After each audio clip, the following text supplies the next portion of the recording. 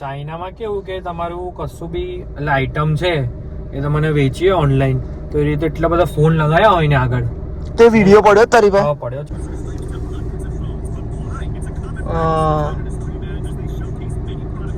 એટલે આ લોકો એવું કરે છે કે આવી રીતે ફોન બધા લગાવી દીધા છે ને એક સાથે લાઈવ સ્ટ્રીમ કરે છે.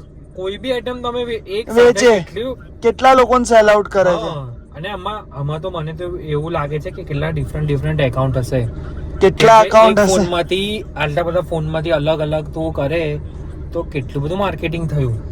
અહીં ફરક પડે છે ઇન્ડિયા અને ચાઇનામાં.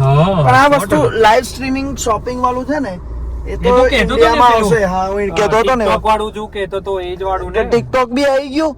એટલે ટિકટોક આવી ગયું જોયું તે વેબસાઈટ આવી ગઈ. હવે લોકો આવી રીતે એપ રહી છે બેન કરી દેશે એટલે પતી ગયું. એટલે આજે લાઈવ સ્ટ્રીમિંગ થી જે શોપિંગ થાય છે ને એ વસ્તુ બહુ એટલે બહુ જ ખતરનાક છે. હા જે બિલ્ડિંગ મેં બી જોયું હતું એક યુએસએ નું પેલી $10 માં એક જેકેટ લઈને આવી હતી એને બરાબર ફોટો એને પછી ફોટોશૂટ કરાવ્યું પહેરીને કમ્પ્લીટ બરાબર અને એ જ પછી બિલ્ડિંગ પર મૂક્યું એના $700 એને કર્યું.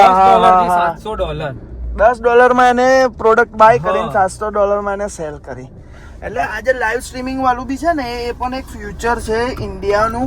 કારણ કે ઇન્ડિયામાં કેમ પોસિબલ છે ખબર? સસ્તી પ્રોડક્ટ તમારે વેચવી હોય ને અને તમારી પાસે પબ્લિક છે. હા મેઈન પબ્લિક 1 બિલિયન લોકો છે કે અને પબ્લિક ઇન્સ્ટાગ્રામ ને બધું જોવાવાળી પબ્લિક ફૂલ છે.